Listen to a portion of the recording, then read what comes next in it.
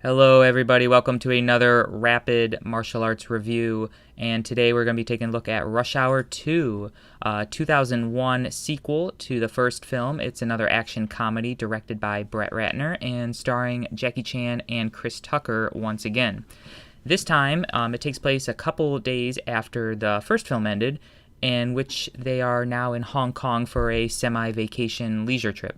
However, after a bomb goes off and blows up a couple U.S. custom agents, I believe, inside a building, the embassy, Inspector Lee, Jackie Chan's character, is put on the case. So he hears word that a gentleman named Ricky Tan, who is related to his father's death, might be involved. So this kind of sparks the whole investigation process, and Chris Tucker is just kind of joining along, wanting to help.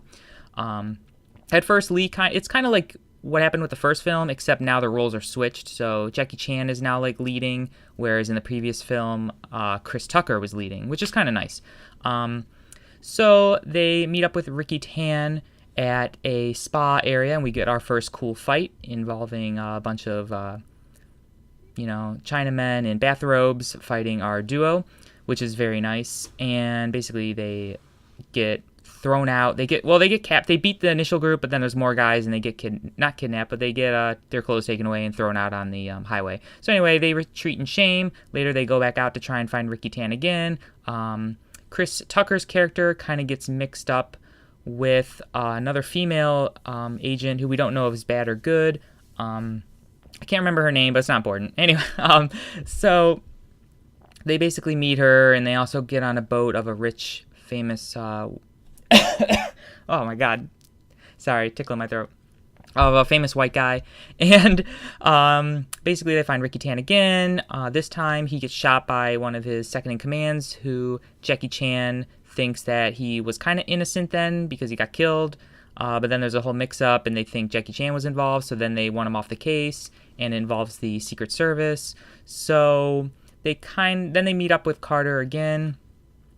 Some more fights happen. Anyway, it kind of culminates in they basically have to go to Los Angeles again, Las Vegas, where they go to a casino called the Red Dragon, which is tied into the billionaire white guy. And then we find that Ricky Tan was actually alive all this time, and he faked his own death.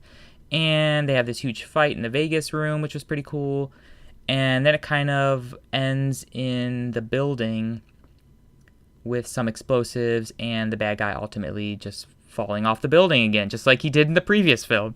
So anyway, let's quickly go through to my scoring. Now, as you know, my scoring is kind of it's 4 different categories.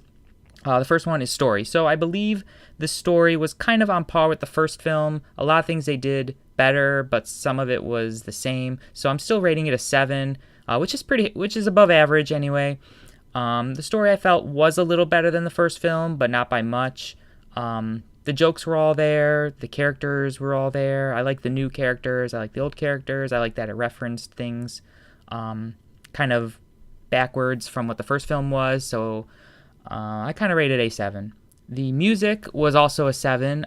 Just like the first film, I believe I rated that a 7. The music was basically everything you'd want from Rush Hour. There's nothing really to say about it. The effects, I did rate the effects higher. I rated them a 7. The first film had good effects, but they weren't really anything to write home about. But in this film, we had the initial bamboo fight sequence. We had like the spa sequence, we had the Vegas sequence, and all in all, I felt that it was above average this time, and definitely much better than the previous film, so I rated a 7. The fighting was also much better than the first film. Now, like I said, from the first film, I think there were only like 2 fights, maybe 1, but in this film, there were definitely 3 or more fights in this one, and they were all superb. The bamboo fight in the beginning of the movie was really good. The inside the Chinese spa was really good. And the Vegas sequence at the end was also very good. So I have to rate the fighting an 8. Solid 8. That gives an overall score of a 7, which is above average regarding my scale. But anyway, so I definitely rate it higher than the first film. I liked it more than the first film. And I wouldn't really say there was anything bad about it. Everything was just kind of a step up for me, and I can't wait to check out the third film, which I'll be reviewing shortly as well. Thank you all for watching, and this is Shorty. Wow, I definitely made this review a little bit shorter, but anyway, it doesn't matter. I am signing off. See ya.